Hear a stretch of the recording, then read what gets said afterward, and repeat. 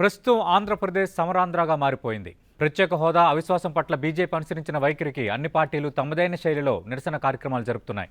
రేపు ప్రత్యేక హోదా సాధన సమితి, జనసేన, వామపక్షాలు ఏపీ బంద్కు పిలుపునిచ్చాయి. అయితే ఇదే క్రమంలో అధికార ప్రతిపక్షాలైన టీడీపీ, వైసీపీలపై పోరాట విషయంలో అనేక విమర్శలు వినిపిస్తున్నాయి. వీరు అసలు ఎజెండా కంటే రాజకీయ ఎజెండాకి ప్రాధాన్యం ఇస్తున్నారన్న విమర్శలు కూడా ఉన్నాయి. ఇదే అంశంపై 10 టీవీ ప్రత్యేక చర్చ చేపట్టింది. ప్రత్యేక చర్చలో పాల్గొంటున్నారు వైఎస్ఆర్ కాంగ్రెస్ పార్టీ ప్రధాన కార్యదర్శిగా ఉన్న నందమూరి లక్ష్మీపార్వతి గారు. అలాగే చర్చలో పాల్గొంటున్నారు బీజేపీ ఏపీ రాష్ట్ర ఉపాధ్యక్షులుగా ఉన్న రఘునాథ్ బాబు గారు. మరి కాసేపట్లో గుంటూరు నుంచి తెలుగుదేశం పార్టీ నేత చందు సాంబశివరావు గారు, అలాగే విజయవాడ నుంచి సిపిఎం నేత బాబురావు గారు చర్చలో పాల్గొనబోతున్నారు. రఘునాథ్ బాబు గారు, మనం చూస్తున్నాం ప్రధానంగా పార్లమెంట్లో బీజేపీ వ్యవహరించిన వైఖరికి నిరసనగా రేపు హోదా సాధన సమితి, సిపిఎం, సిపిఐ, జనసేన బంద్కు పిలుపునిచ్చాయి. దాదాపు అన్ని సంఘాలు కూడా నిన్న మద్దతు తెలిపాయి. లారీ ఓనర్ సంఘం నుంచి అన్ని సంఘాలు కూడా మద్దతు తెలిపిన పరిస్థితి కనిపిస్తుంది. అంటే ఇంకా సమస్యను పరిష్కరించకపోగా ఒక ఎదురుదాడే ఒక అస్త్రంగా బీజేపీ ఉపయోగించుకోవటం సరైందేనా? ఇప్పుడు 2 విషయాలండి. ఒకటి, ఇప్పుడు పార్లమెంటుని డిస్టర్బ్ చేసింది ఫస్ట్ ఈ సెకండ్ సెషన్లో, అంటే బడ్జెట్ సెషన్లో గ్యాప్ వచ్చినాక మళ్ళీ మొదలైన తర్వాత ఫస్ట్ 2 వీక్స్ డిస్టర్బ్ చేసింది టీడీపీ. డిస్టర్బ్ చేసి బయటకు వచ్చి హీరోయిక్గా మేము కాబట్టి సాధించామన్నట్టు కాలు ఎగరేసుకు తిరిగారు. అది ఒక గొప్పతనంగా ఫీల్ అయ్యారు. తర్వాత ఏడీఎంకే చేసింది. ఏడీఎంకే చేస్తేనేమో మేము చేయించినట్టు, మీరు చేసినప్పుడు దాని బాధ్యత ఏంటి? మీరేమో డైరెక్ట్గా చేశారు, అది మేము చేయించామో లేదో తెలీదు, మీ అపవాదే. అది నిజమా కాదా తర్వాత విషయం. ఇదైతే కళ్ళ ముందు మీరే చేశారు కాబట్టి మీరు చేసిన దానికి క్షమాపణలు చెప్పుకోవాలి కదా జాతికి.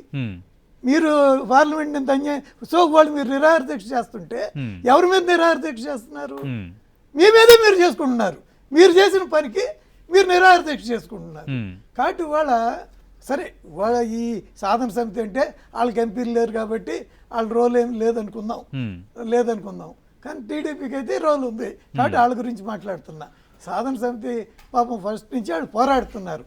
మేము ఇవ్వలేమని చెప్పినప్పుడు, తెలుగుదేశం చంద్రబాబు నాయుడు గారు సరే అని ఒప్పుకున్నప్పుడు, ఆ తర్వాత ఈ మాట ఎత్తితే అరెస్టులు చేస్తూ ఉన్నప్పుడు, లేకపోతే వైజాగ్లో బీచ్లో అది పెట్టినప్పుడు, ఇన్ని అరెస్టులు చేయించినప్పుడు, ఇన్నిసార్లు కూడా ఆ సాధన సమితి వాళ్ళు వాళ్ళ శక్తి ఉన్నా లేకపోయినా చేసుకుంటూ వస్తున్నారు.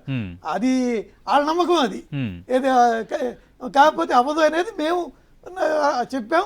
దాన్ని వామపక్ష పార్టీల ముందు నుంచి పోరాటం చేస్తూనే ఉన్నాయి. సాధన సమితి అంటే దానిలో వీళ్ళందరూ ఉన్నారు అనుకుందాం కదా. దాంతోపాటు టీడీపీ ఎండార్స్ చేసుకున్నాం. కానీ వాళ్ళు టీడీపీ మాట మార్చింది. కాబట్టి నేనేమన్నా వాళ్ళు సాధన సమితి చేసేదాన్ని నేనేం తప్పట్లా. ఎందుకంటే వాళ్ళు కన్సిస్టెంట్గా ఒకటే చేస్తున్నారు. దానిలో వామపక్షాలు కూడా ఉన్నాయి. అంటే రఘునాథ్ బాబు గారు, ఓకే, అంటే టీడీపీ మీ మధ్య ఉన్న ఈ వెర్షన్ ఒక్క నిమిషం పక్కన పెడితే, అంటే పార్లమెంట్లో మీరు వ్యవహరించిన తీరు రాజ్యాంగ హక్కులను కాలరాయటం కాదా? అవిశ్వాస తీర్మానం అడ్మిట్ చేయడానికి ఎందుకు అంత భయపడ్డారు? ఎందుకు అంత వెనకడిగేశారు? మీకు ఒకటి చెప్పాలి. మేము ఒకప్పుడు ఒక్క ఓటుతో మా ప్రభుత్వం పడిపోయింది. ఆ ఒక్కోటి కూడా ఎవరిది? ఒక రాష్ట్ర ముఖ్యమంత్రిది, గిరిధర్ గమాంగ్. అది మేము నో అంటే ఆ రోజున మేము ఉండేవాళ్ళం. కానీ మేము అలాంటి నీచాలకి పాల్పడలా. ఒక్క వాళ్ళ టీడీపీ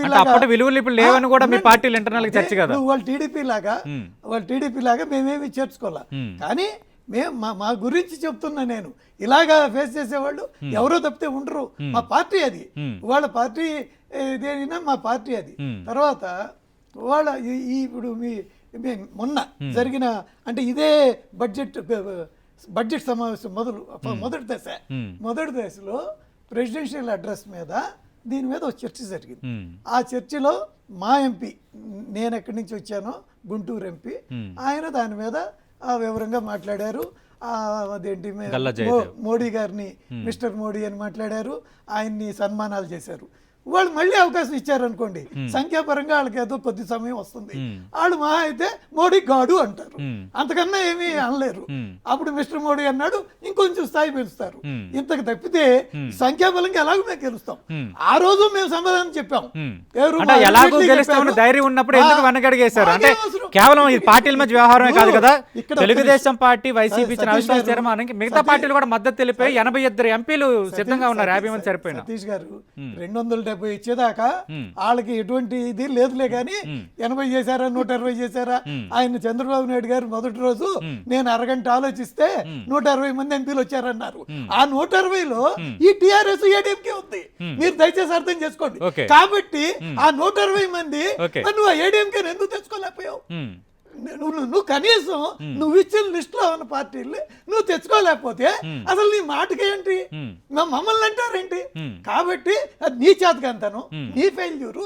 ఇంకా నేనంట నువ్వే వాళ్ళతో మాట్లాడిస్తున్నావేమో, ఎందుకంటే నువ్వు లిస్ట్ లో చెప్పావు కాబట్టి. అంటే చాలా సందర్భాల్లో వాళ్ళు మా లిస్ట్ లో చాలా సందర్భాల్లో సభా కార్యక్రమాలు అడ్డుకుంటున్నారని కాంగ్రెస్ సభ్యులను కూడా సస్పెండ్ చేసిన సందర్భాలు ఉన్నాయి. ఇక్కడ సభ ఆర్డర్ లో లేదు అని ఒక కారణం చూపిస్తూ అన్నాడీఎంకే ఎంపీలు ఒక రోజు సస్పెండ్ చేసినా సరిపోయేది కదా. టీఆర్ఎస్ ఎంపీలు కూడా ఆంధ్రాలో స్పీకర్ గారు కోటల శివప్రసాద్ గారు ఆయన చంద్రబాబు నాయుడు మాట వినరు. ఆయన సొంతంగా నిర్ణయాలు తీసుకుంటారు, ఆయనకి తోచిందే చేస్తారు. అదే విధంగా గతంలో మీరా కుమార్ గారు కూడా ఆమె అలాగే చేసింది. ఆమె ప్రెసిడెన్స్ ఈమె తీసుకుని ఉండొచ్చు. అదే అంటే ఇప్పుడు స్పీకర్ అధికారాలపై కూడా విస్తృతంగా చర్చ. అంతేగాని ప్రెసిడెన్స్ కూడా కాంగ్రెస్ ప్రెసిడెన్స్ అంటే కాంగ్రెస్ ఏమీ జరగలేదని కాదు. ఇప్పుడు నేనేండి ఒక్క నిమిషం అవిశ్వాసం అడ్మిట్ అయ్యారు చాలా సందర్భాల్లో. చేయాలంటే టీడీపీ వాళ్ళు కూడా 2 వారాలు చేసి ఉండాలి. మొదటి 2 వారాలు చేయలేదు కదా. కాబట్టి నేనేమంటున్నా, మీరు చెప్పుకున్నారు మా మిత్రపక్షాలు మా లిస్ట్ లో ఉన్నారు అని. మాట్లాడుకుని బతిలాడి వాళ్ళకో సమస్య ఉంది, మనకట్ల సమస్య ఉందో వాళ్ళదే సమస్య ఉంది.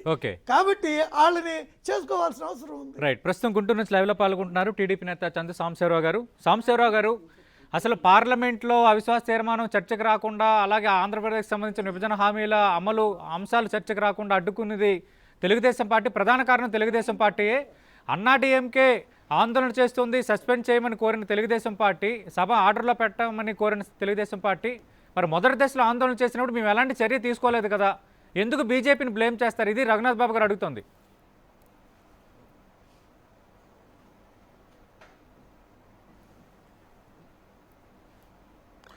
నమస్కారం అండి సతీష్ గారు. నమస్తే. అక్కడ ఉన్న పెద్దలకి రఘునాథ్ బాబు గారికి కూడా నమస్కారం. లక్ష్మీపార్టీ గారు కూడా ఉన్నారు. అవిశ్వాసం లేదా కౌన్సిల్ ఆఫ్ మినిస్టర్స్ మీద విశ్వాసం అనే అంశాన్ని, నమస్కారం అమ్మా, నమస్కారం, ఎలా ఉన్నారు? ఈ విశ్వాసం లేదా అవిశ్వాసం అనే అంశానికి బీజే బాగానే ఉందమ్మా, కొద్దిగా ఎండకి డిహైడ్రేషన్ అయింది. థ్యాంక్ యూ అమ్మా. బీజేపీ వాళ్ళు ఇప్పుడు అవిశ్వాసం అనే అంశానికి కూడా కొత్త నిర్వచనం తీసుకొస్తున్నారు. ఐ థింక్ కాన్స్టిట్యూషన్ చదివిన వాళ్ళు ఎవరికైనా సరే, లోక్సభ రూల్ బుక్ చదివిన వాళ్ళకి ఎవరికైనా సరే, ఇప్పుడు రఘునాథ్ బాబు గారు మాట్లాడుతున్న మాట నిజంగా బాధాకరంగా అనిపిస్తుంది. ఇక్కడ పార్టీలు అంశాలు పక్కన పెడదాం. విశ్వాసం అంటే గవర్నమెంట్ను పడిపోద్దా, గవర్నమెంట్ ఉంటుందా ఉండదా అనే అంశమే కాదు. ఒక అంశం మీద ఒక సభ్యుడికి అభ్యంతరం ఉన్నప్పుడు ఆ సభ్యుడు ఒక తీర్మానాన్ని, ఒక లీవ్ పిటిషన్ని అప్లై చేసుకున్నప్పుడు దాన్ని విని దానికి సంబంధించినటువంటి ఆ 10% సపోర్ట్ ఉందా లేదా చూసుకుని స్పీకర్ గారు దాని మీద చర్చకు అనుమతించాల్సిన అవసరం రాజ్యాంగపరంగా ఉన్నటువంటి హక్కు, స్పీకర్ బాధ్యత.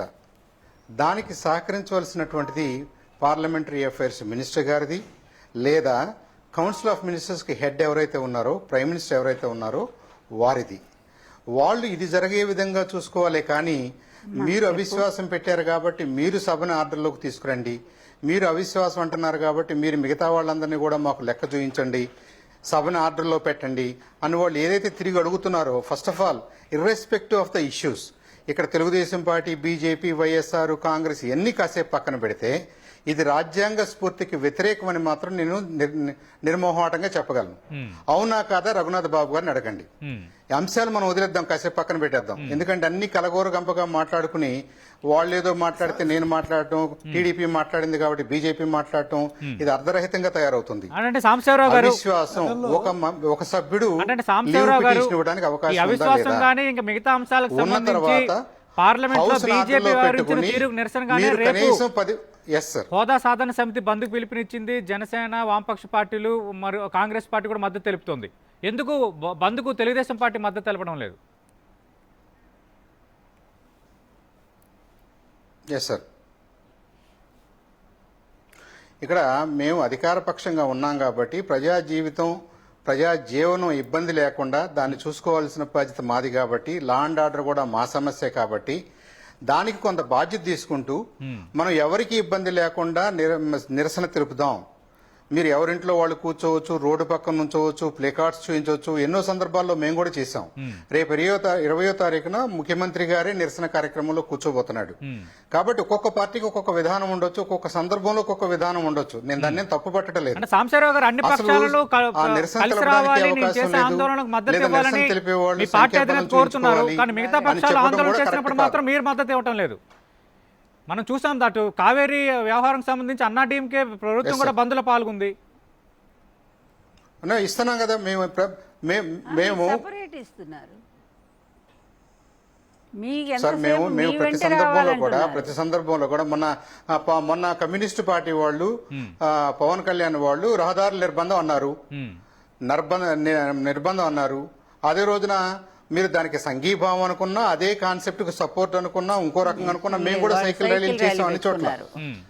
మేము వ్యతిరేకంగా చేసినట్టేం కాదు. మేము వాళ్ళతో కలిసి చేయాలా కలిసి చేయకూడదు అనేది లోకల్ పొలిటికల్ డైనమిక్స్ అవి. అప్పుడు జగన్మోహన్ రెడ్డి గారు, చంద్రబాబు నాయుడు గారు ఒకే వేదిక మీద నుంచి చేయటమా చేయకపోవడం అనేది ఆ రెండు పార్టీలు వాళ్ళ ఇద్దరు నాయకులకు సంబంధించింది. కానీ రెండు పార్టీలు కోరుకుంటుంది ఏంటి? ఆ రెండు పార్టీలు కోరుకుంటున్నది ఒకటే భావం. దాన్ని మనం తప్పుపట్టాల్సిన అవసరం లేదు. ఒకటే భావం అయినప్పుడు అందరూ కలిసి పోరాడాలి కదా. ఇది కాదు. రఘునాథ్ బాబు గారు మాట్లాడుతున్నా అసలు ఇంత దూరం రాలేదు ఆయన. ఆయన ఏమంటున్నారంటే అది అందరూ కలిసే పోరాడుతున్నారు. సార్, అందరూ ఒకే ఇష్యూ మీద పోరాడుతున్నారు. మీరు మీ ఊర్లో పోరాడుతున్నారు, మేము మా ఊర్లో పోరాడుతున్నాం. మనం అందరూ అదే చేస్తున్నాం. దాని స్ఫూర్తి కౌంట్స్ అని నేను అనుకుంటున్నాను. అంతేగాని అందరూ కలిసి ఒకే జెండా పట్టుకుని చేసే అవకాశాలు రాజకీయంగా ఉండవు. అది కూడా మనం గుర్తించాలి. జగన్మోహన్ రెడ్డి గారు చేసిన ఎక్కడ మేమేమి గవర్నమెంట్ తరఫున ఇబ్బందులు నేను రెండు పాయింట్లు చెప్తా. అది వాళ్ళ స్టైల్ కావచ్చండి. స్టైల్ ఉంటుంది సతీష్ గారు. ఒత్తిడి తెచ్చే క్రమంలో స్టైల్ ఉంటుంది. ఒక్కొక్క రాష్ట్రంలో ఒక్కొక్క స్టైల్ ఉంటుంది. ఒక్కొక్క రాష్ట్రంలో నిరసన విధానం ఒక్కొక్క రకంగా ఉంటుంది. ఒక నిమిషం సాంబశివరావు గారు, లక్ష్మీభారతి గారు. ఇప్పుడు రెండు విషయాలు. ఫస్ట్ రఘునాథ్ బాబును ఇప్పుడు సపోజ్ సతీష్ గారు జగన్ గారు చేసిన దాంట్లో నిబద్ధత లేదని మా అభిప్రాయం. కాబట్టి ఆయనతో కలిసి చేయాలని మాకు ఇంట్రెస్ట్ లేదు. ఎందుకు చేయరు అని మీరు అడిగితే దానికి సమాధానం అంతకంటే నేనేం చెప్తాను? రెండు పార్టీలకు అదే ప్రశ్నిస్తాను. ఇప్పుడు పార్లమెంట్ లో గానీ బయట గానీ ఎంతసేపు ఒకరిపై ఒకరు విమర్శలు చేసుకోవటం, ఆ తరహా ప్రయోజనాలకే ఇంకా ప్రియారిటీ ఇస్తున్నారు. ప్రత్యేక హోదా విషయంలో మిగతా పార్టీలతో ఏకతాటిగా కలిసి రాలేకపోతున్నారని ఈ విమర్శ రెండు పార్టీలకి ఉంది. ఖచ్చితంగా అది కూడా మాట్లాడదాం. ఒక్క నిమిషం లక్ష్మీభారతి గారు రెస్పాండ్ అవుతున్నారు. సాంబశివరావు గారు, లక్ష్మీభారతి గారు. ఫస్ట్ రఘునాథ్ బాబు గారికి ఒకటి అడుగుతా ఉన్నాం మేము. ఆంధ్రప్రదేశ్ జరిగిన అన్యాయానికి ఒక్కసారి సాంబశివరావు గారు నాకు ఇచ్చారు మైక్ నాకు ఇచ్చారు. కొంచెం ఏంటంటే రఘునాథ్ బాబు గారిని ఒకటే అడుగుతా ఉన్నాము. ఇందాక ఒక్క మాట సాంబశివరావు గారు చెప్పినట్టుగా మాకున్నటువంటి పార్లమెంటు మెంబర్కు ఉన్నటువంటి ఒక హక్కు పార్లమెంట్లో అవిశ్వాస తీర్మానం అనేది 198 సబ్సెక్షన్ బి ప్రకారంగా అది అవిశ్వాస తీర్మానానికి నోటీస్ ఇచ్చారు. 13 సార్లు ఇచ్చారు. నోటీస్ ఇవ్వటం జరిగింది నో కాన్ఫిడెన్స్ మోషన్ క్రింద. అంటే నోటీసు ఇచ్చారు అంటేనే పార్లమెంట్ మెంబర్స్ అదేంటి మంత్రిమండలి తప్పు చేస్తే దాన్ని ప్రశ్నించేటువంటి ఒక హక్కు క్రింద వీళ్ళకున్న హక్కును ఉపయోగించుకోవటమే కదా పార్లమెంట్లో. అది ఎవరైనా ఆ రాజ్యాంగబద్ధమైనటువంటి దాన్ని గౌరవించాల్సిందే. అట్లా గౌరవించాల్సినటువంటి సభ మీరు కేవలం 34 మంది సభ్యులను ఏఐడిఎంకేని అడ్డం పెట్టుకొని 540 పైగా ఉండేటువంటి మెంబర్స్ ఉన్నటువంటి పార్లమెంటుని ఆ విధంగా అన్ని రోజులు స్తంభింపజేసి చివరిలో ఏదో అన్నట్టుగా మళ్ళీ కూడా ఈ తప్పేదో ఇతర ప్రతిపక్షాల మీద వేసేసి వీళ్ళు ఒకరోజు దీక్షని లేకపోతే మేము జీతాలు తీసుకోము ఈ పార్లమెంట్ సెషన్స్ సంబంధించని ఈ విధంగా వాళ్ళు ఏదో చేశారు. అది కూడా చూడటానికి ప్రజలకు ఎవరికి ఏమి సానుభూతి రాలేదు మీ మీద. ఎందుకంటే పార్లమెంటు ప్రధానమంత్రి మీ పార్టీ ఈరోజు అక్కడ మీరు అధికారంలో ఉన్నారు, మీ పార్లమెంటేరియన్ మినిస్టర్ ఉన్నాడు అక్కడ. పార్లమెంటరీ వ్యవహారాల శాఖ మినిస్టర్ ఉన్నారు, మీ స్పీకర్ ఉన్నారు. అక్కడ ఇంతమంది ఉండి సభని ఒక ముఖ్యమైనటువంటి ఇష్యూ మీద అవిశ్వాస తీర్మానం ఇచ్చారంటేనే ప్రభుత్వం ఉనికిని ప్రశ్నించడం అది అక్కడ, అంతే కదా. అంటే ఒక రకంగా మీరు నిరూపించుకోవాల్సినటువంటి అంశం అది. అది అంటే ప్రభుత్వాన్ని డైలమాలో పెట్టినటువంటి సన్నివేశం అది. కనుక అట్లాంటి రాజ్యాంగ ఉల్లంఘన మీరు చేశారు. ప్రతిపక్షాలు ఎందుకంటే వాళ్ళు న్యాయం కోసం పోరాటం చేస్తారు, దానికి సమాధానం చెప్పాల్సినటువంటి అవసరం ఉంది. ఇప్పుడు కిరణ్ కుమార్ రెడ్డి ప్రభుత్వంలో కూడా అవిశ్వాస తీర్మానం పెడితే ఇక జరిగేటువంటి రాజకీయాలు చాలా జరుగుతుంటాయి. సపోర్ట్ ఇచ్చేవాళ్ళు అక్కడి నుంచి వెళ్ళిపోవటమో, చంద్రబాబు నాయుడు లాగా ఆ రోజు కిరణ్ కుమార్ రెడ్డి గవర్నమెంట్ కాపాడటానికి. కానీ తీర్మానం ఎదుర్కొన్నారా లేదా అవిశ్వాసాన్ని? ఇలాగే ఇప్పటి వరకు కూడా ఎక్కడొచ్చినా సరే అవిశ్వాసానికి ఎదుర్కొంటూనే ఉన్నారు. వాజ్పేయి గారు ఎదుర్కొన్నారా? ఎదుర్కొన్నారు కదా. ఒకసారి ఏదో గొడవ అయింది ఇద్దరు మెంబర్స్ విషయంలో కదా, మీకు లాల్ బహదూర్ శాస్త్రి ఇట్లా అందరూ ఎదుర్కొంటానే వచ్చారు. ఒక మోడీ గారే దీన్ని తప్పించుకున్నారనేటువంటిది మాత్రం ఈ రోజు మొత్తం మాట్లాడుతున్నటువంటి అంశం ఇది. దీనికి వాళ్ళు సమాధానం చెప్పాల్సినటువంటి అవసరం ఉంది. తర్వాత మీరు బయటకు వచ్చి ఎన్ని దీక్షలు చేసినా అవన్నీ డ్రమటిక్గా ఉన్నాయి తప్ప అదేం వాస్తవంగా అనిపించట్లేదు. ఇక రెండోది, ఈ తెలుగుదేశం పార్టీ మొదటి నుంచి తప్పులు చేసుకుంటూ వస్తూనే ఉంది. చివరి దాకా వచ్చి ఎలక్షన్స్ పీరియడ్లో పడేసరికి ఇక ప్రజలకు ఏం సమాధానం చెప్పాలో వాళ్ళకి అర్థం కాక ముందు రోజు వరకు కూడా మాకు ప్రత్యేక హోదా వద్దు వద్దు వద్దు అని మాట్లాడినటువంటి వీళ్ళు మళ్ళీ హోదా కావాలనుకోవటం అంటమే వెంటనే ప్లేట్ ఫిరాయించటము. దాంట్లోనే వాళ్ళు జనంలో ఎంత పలచనైపోయారో తెలుస్తుంది. అదొకటి. ప్రతిపక్ష నేత ఒక పిలుపు ఇచ్చారు, మీరు రండి, లేకపోతే మీరు పిలవండి, మేము వస్తాం.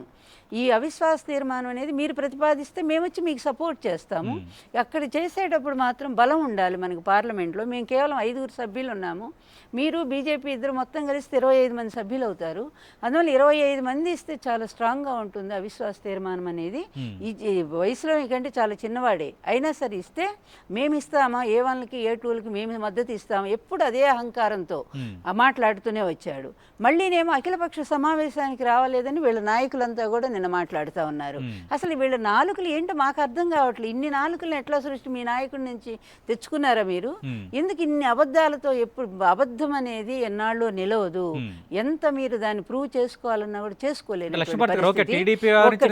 అభ్యంతరాలు ఉన్నాయి కానీ వైసీపీ కూడా 2016 అక్టోబర్లో అవసరం ప్రత్యేక హోదాపై స్పష్టమైన ప్రకటన రాకపోతే బడ్జెట్ సమావేశాల్లోపు ఎంపీలు రాజీనామా చేస్తారని ప్రకటించడం వాస్తవమే కదా. ఒకటి అంటే మీరు వాళ్ళ నిర్ణయం తీసుకోవడానికి ఎంత టైం పట్టింది అని చెప్తాను. కానీ ఒకటి ఆ రాజీనామా అనేటువంటి అంశం లేట్ అయింది కదా.